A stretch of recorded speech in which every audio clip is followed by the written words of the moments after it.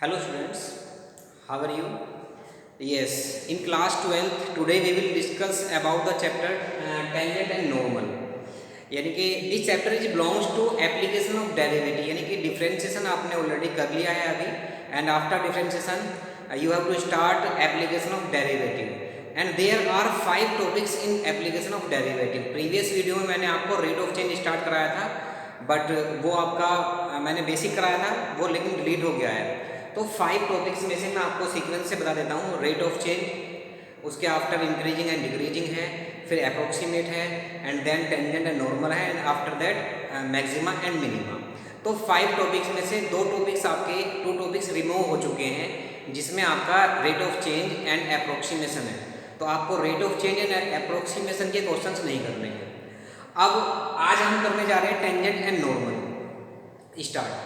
तो इसके बाद में हम इंक्रीजिंग डिक्रीजिंग करेंगे, देन लास्ट में करेंगे हम मैक्सिमा एंड मिनिमा.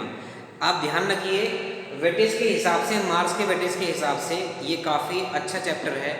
इसमें आपका 6 मार्क्स में एक मैक्सिमा मिनिमा का क्वेश्चन आएगा, और एक 4 मार्क्स में आपका extra question tangent normal and increasing decreasing में से भी आएगा. यानी कि टोटल चैप्टर में से आपके 10 मार्क्स या 8 मार्क्स आने वाले हैं डेफिनेटली. तो इसका थोड़ा सा प्रिपरेशन अच्छे रखें, और थोड़ा कॉम्प्लिकेटेड भी चैप्टर है, ठीक है.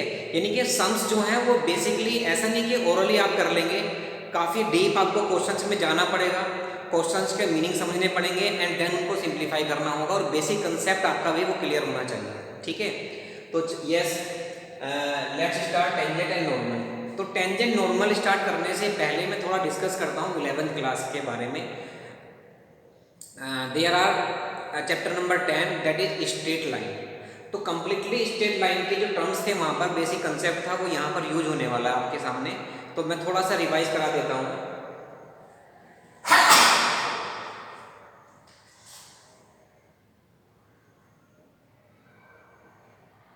इक्वेशन ऑफ लाइन आप देखेंगे तो इक्वेशन ऑफ लाइन है, जनरल फॉर्म जो होती है वो होती है ax plus b y plus c is equal to 0. इस फॉर्म में कोई भी स्ट्रेट लाइन अगर कार्टेशियन प्लेन में ड्रॉ की जाती है तो उसकी जो इक्वेशन होती है वो ऑलवेज इस फॉर्म में होती है ax plus b y plus c is equal to 0 की फॉर्म में. ठीक है बेटा, आपने ऑलरेडी ये स्टडी किया है 11th क्लास में. अब मैं कुछ डिस्कस कर लेता हूँ. एक इक्वेशन ऑफ लाइन थी slope intercept form, sorry slope point form. Slope point form क्या थी आपकी? इक्वेशन थी y माइनस के y1 is equal to mx minus xy. इसका मीनिंग ये था कि मान लीजिए कोई लाइन है आपकी और उसका आपको m स्लोप गिवन है, और उसका एक कोण दिया हुआ है x1 y1 जहां से वो पास हो रही है. तो उसकी अगर आपको रिक्वायर्ड लाइन फाइंड करनी है तो आप ये वाला फॉर्मूला अप्लाई कर देते y minus y1 is equal to mx minus xy. अगर यही लाइन ओरिजिन से पास हो जाए, यानी कि जो पॉइंट है आपका वो 0 0 हो जाए, तो सेकंड हो जाएगा if line passes through origin, then equation of line हो जाती है y is equal to mx. क्योंकि ये y1 भी 0 हो जाएगा, x1 भी 0 हो जाएगा, क्योंकि 0 0 से पास हो रही है. थर्ड पॉइंट था if lines are parallel to each other, then एक कंडीशन आई थी कि दो लाइन अगर पैरेलल हैं तो उनके स्लोप्स कैसे होंगे? इक्वल होंगे. ठीक है, आप ये सोच रहे हो कि ये चीज़ें क्यों करा रहे हैं सर. देखिए, पहले भी ये चीज़ आती है जब 11th में टीचर आपको स्टडी कराते हैं चैप्टर की, तो बोलते हैं कि ये चीज़ें बिलोंग कर रही है आपकी 12th क्लास में. तो आप जब चैप्टर को स्टडी करेंगे तो क्वेश्चंस में ये चीज़ें आने वाली हैं आपके सामने, इसलिए क्लियर होनी जरूरी है. फोर्थ है if lines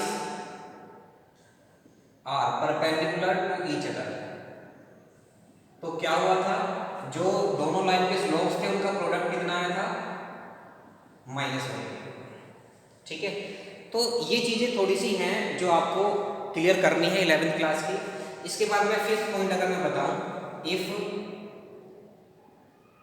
line is parallel to x axis. मान लीजिए ये एक्स एक्सिस है आपकी, ये एक्स एक्सिस है, ये लाइन है पैरेलल है, ये एक्स एक्सिस को कहीं पर slope m is equal to होगा 0। फिफ्थ आ जाएगा, सिक्स आ जाएगा, if line is parallel to y axis. y axis की कंडीशन ये है, y एक्सिस ये है, y एक्सिस इसके पैरेलल लाइन ऐसे है, तो यानी कि ये x एक्सिस से पॉजिटिव डायरेक्शन में 90 डिग्री का एंगल क्रिएट कर रही है। यहाँ 90 डिग्री का एंगल बना रही है, तो m का फॉर्मूला क्या था, m is equal to tan theta, और m is equal to tan 90। tan 90 क्या होता है, इनफाइनाइट। तो यानी कि slope of the line is equal to infinite. That is clear. ये जानते होंगे आप, 0/1 इज इक्वल टू 0 और 1/0 इज इक्वल टू इनफाइनाइट। यानी कि 0 का रेसिप्रोकल इनफाइनाइट होता है, इनफाइनाइट का रेसिप्रोकल क्या होता है, 0 होता है। ओके, तो आपको ये चीजें क्लियर करनी है, ये सब टर्म्स आपके आने वाले हैं चैप्टर के अंदर। तो ये मैंने अभी आपको फिलहाल क्या है कि 11th का जो टॉपिक्स थे वो रिवाइज कराए हैं, जो टर्म्स आपके आने वाले हैं, तो इनको थोड़ा क्लियर कर लेना। And now let's start tangent. तो सब first of all we have to know about the tangent के व्हाट इज टेंजेंट। देखिए हम सम्स करते हैं, बट सम्स करने में ये पता ही नहीं कि हमें टेंजेंट के सम्स करने हैं, टेंजेंट है क्या, इसकी इक्वेशन कैसे फाइंड करनी है। ठीक है, तो वो देखेंगे। यहाँ जरा इसको रफ कर देता हूँ मैं।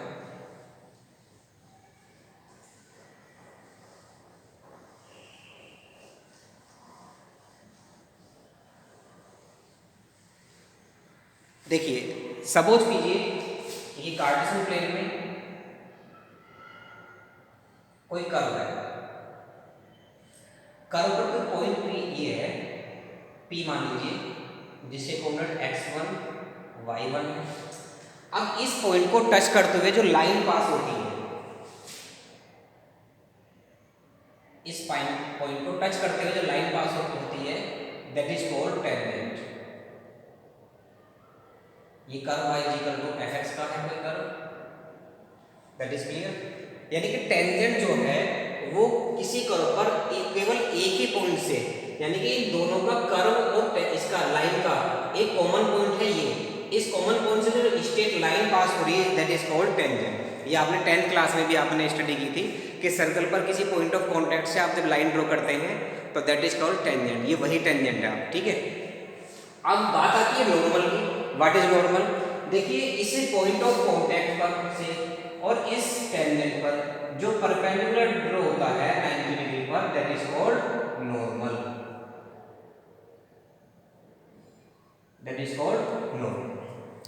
ओके, तो ये दोनों टर्म्स मैंने बता दिए आपको, टेंजेंट एंड नॉर्मल। यहाँ पर करने क्या जा रहे हैं हम, यहाँ पर हम टेंजेंट और नॉर्मल दोनों की इक्वेशन फाइंड करने जा रहे हैं कि what is the equation of tangent and what is the equation of normal. चलिए तो पहले इक्वेशन ऑफ टेंजेंट देख लेते हैं।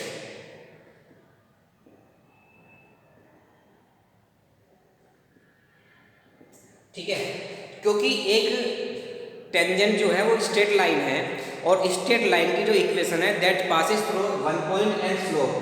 जब आप इसे एक्सटेंड करेंगे तो यहाँ पे यहाँ करके इसका स्लोप m आ जाएगा, थीटा एंगल बनाएगी। ठीक है, तो अगर स्लोप पॉइंट फॉर्म देखें तो क्या होती है, वो ये होती है y minus y1 is equal to mx minus x1। अब बात ये आती है कि देखो ये लाइन जो है, टेंजेंट जो है, वो कोई पॉइंट P गिवन है जिससे कोऑर्डिनेट x1 y1 है। पॉइंट तो आपको क्लियर है कि इस पॉइंट से पास हो रही है, बट आपके पास में स्लोप m नहीं है। स्लोप m क्या होगा? ठीक है, अब जरा देखिए, slope of tangent is equal जो कर्व है उसका डिफरेंशियल करेंगे आप एट x1 y। जो x1 y1 पॉइंट है, इस पॉइंट पर गिवन कर्व का अगर आप डेरिवेटिव कर देते हैं तो वो उस कर्व के जो टेंजेंट होती है उस टेंजेंट का स्लोप फाइंड हो जाता है। ये बात क्लियर हो जानी चाहिए। यानी कि कहने का मीनिंग ये है सिंपल लैंग्वेज में, अगर आपको कोई कर्व गिवन है और कर्व दिया है और कर्व से आपको टेंजेंट का स्लोप फाइंड करना है, तो आप उस कर्व का dy बाई dx फाइंड कर दीजिए। तो जो dy बाई dx आएगा और जिस पॉइंट से ये टेंजेंट पास हो रही है, एक्स वाई की जगह अगर आप वो पॉइंट पुट कर देंगे तो slope of the tangent find हो जाएगा। ठीक है, तो इस हिसाब से अगर हम इक्वेशन ऑफ टेंजेंट निकालें तो क्या बन के आएगी, वो आएगी y माइनस के y1 is equal to dy upon dx at x1 y1 point and bracket में x माइनस x1। क्लियर? ये आपका इक्वेशन ऑफ द टेंजेंट है आपकी। अब यहीं से इक्वेशन ऑफ नॉर्मल अगर आपको फाइंड करनी है, इक्वेशन ऑफ नॉर्मल, तो आप ये वॉच आउट कर रहे होंगे कि ये नॉर्मल भी सेम पॉइंट से पास हो रहा है, लेकिन ये नॉर्मल इस टेंजेंट पर परपेंडिकुलर है। तो जब दो लाइन परपेंडिकुलर होती है तो मैंने कंडीशन अभी पहले बताई थी, if two lines are perpendicular to each other then m1 m2 is equal to -1। यानी कि अगर हम यहाँ पर स्लोप ऑफ नॉर्मल निकालें तो स्लोप ऑफ नॉर्मल हो जाएगा आपका 1 अपॉन माइनस के 1 upon dy upon dx at point x1 y। ठीक है, ये स्लोप हो गया। अब ये स्लोप आप वापस यहाँ पुट कर दीजिए तो ये इक्वेशन ऑफ नॉर्मल फाइंड हो जाएगी। तो यहाँ लिखेंगे हम इक्वेशन ऑफ नॉर्मल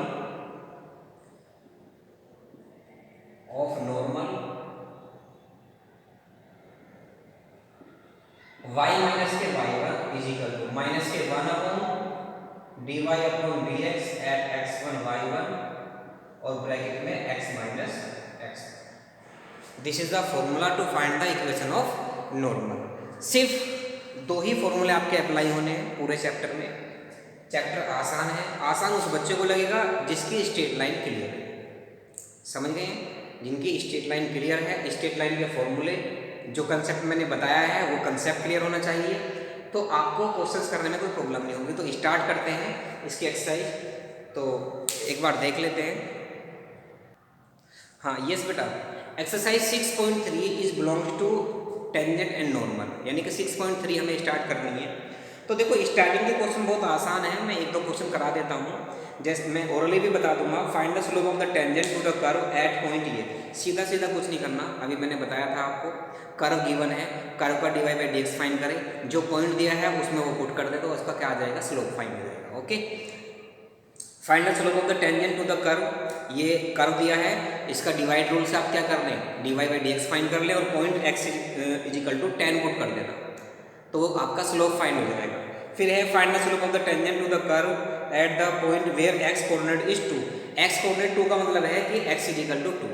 ओके, यानी कि dy बाई dx फाइंड करें, x is equal to 2 put कर दें तो स्लोप फाइंड हो जाएगा। अभी और देख लेते हैं, find the slope of the tangent to the curve at the point where x coordinate is 3, यानी कि x इज इक्वल टू 3 पर इसका क्या कर देना, आपको डेरिवेटिव करके x इज इक्वल टू 3 पर इसका स्लोप फाइंड कर देना। फिर भी मैं करा देता हूँ, फिफ्थ करा देता हूँ, क्वेश्चन नंबर 5 देखें। वो कह रहे हैं find the slope of the normal. Slope of the normal find करना, ध्यान रखना, पहले आप टेंजेंट का फाइंड करें और उसका रेसिप्रोकल कर दें, -1 कर दें तो किसका आ जाएगा, नॉर्मल का फाइंड हो जाएगा। पहले देखें हम, find the slope of the normal to the curve x is equal to a cos की power 3 theta, x is equal to a cos cube theta and y is equal to a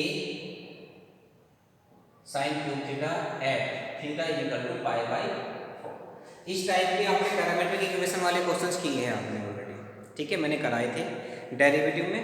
तो आप जरा देखें dy by dx कैसे find करेंगे, एक बार revise कर देता हूँ।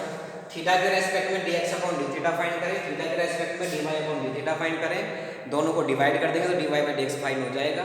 थीटा की वैल्यू पाई बाई 4 पुट करने पर आपका स्लोप फाइंड हो जाएगा। चलिए देखते हैं, differentiate with respect to theta, ये आ जाएगा dx upon d theta a, ये x क्यूब बन गया, इसको x लेट कर दिया तो हो जाएगा 3 cos स्क्वायर थीटा और मल्टीप्लाई cos थीटा का होता है माइनस के साइन। ठीक है जी, ये dx upon d theta find हो गया है। यहाँ भी कर लेते हैं, differentiate with respect to theta dy upon d theta is equal to a into 3 sine square theta और साइन का होता है cos थीटा डिफरेंशियल, जिसको हमने x लेट किया उसका दोबारा से डेरिवेटिव कर दिया। Therefore dy upon dx is equal to हो जाएगा dy को d थीटा से डिवाइड कर दिया dx बाई d थीटा से। तो आप देखें dy बाई d थीटा है आपका a into 3 sine square theta into cos theta upon a into 3 cos square theta minus के साइन थीटा। चलो देखते हैं, 3 से 3 कैंसिल, a से a कैंसिल, a cos से cos कैंसिल, sin से से साइन कैंसिल, माइनस से क्या आ गई टेन थीटा ऑक्टेट होगा, साइन अपॉन कोस टेन होता है ना, माइनस करने में जो साइन ये है तो माइनस के टेन थीटा आ गया। तो therefore d y upon d x at theta is equal to pi by 4, यानी कि थीटा की वैल्यू पाई बाई 4 पुट कर देते तो माइनस के 10 पाई by 4, what is the angle pi by 4 45 degree है ना। tan 45 की वैल्यू कितनी होती है माइनस ही है, tan 45 इक्वल टू 1, तो ये इसका स्लोप आ गया, इसका सॉरी ये लिया है टेंजेंट का स्लोप, ठीक है। तो स्लोप ऑफ नॉर्मल होता माइनस के 1 upon d y by d x at theta equal to, तो माइनस के 1 अपॉन माइनस के 1 दैट इंप्लाइज कितना आ गया 1 आ गया, माइनस से माइनस कैंसिल हो जाएगा, ठीक है बेटा। तो ये सम्स करने हैं, आज मैंने कंसेप्ट समझाया है, उस कंसेप्ट पर बेस्ड क्वेश्चंस करने हैं। ये आप आराम से, मैंने 5 करा दिया है, स्टार्टिंग के 4 छोड़े हैं क्योंकि आसान है, आप जहाँ तक हो सकते हैं वो कर लें, और जिनमें मुझे लगता है कि हाँ रियल में प्रॉब्लम आएगी बच्चों को, मैं टोटली क्वेश्चंस आपको मैं बोर्ड पे कराता रहूँगा, ठीक है बेटा। तो आज के लिए इतना काफ़ी है। और हाँ, हाफ ईयरली के लिए थोड़ा सिलेबस हमें थोड़ा तेज चलाना है क्योंकि सिलेबस काफ़ी रह रहा है हमारा, डिफरेंशियल इक्वेशन तक आएगा आई थिंक, वो मैं सेंड कर दूँगा कितना आना है। तो हाफ ईयरली के लिए आप तैयार रहें, अपनी प्रिपरेशन करें, और क्वेश्चंस जो हैं आप टोटल ये कोशिश करें कि जितने भी चैप्टर्स हैं उनमें से एमसीक्यू क्वेश्चंस प्रिपेयर करें, एमसीक्यू टाइप क्वेश्चन जो होते हैं उनको तैयार करके रखें, ठीक है। Okay, thank you, have a nice day.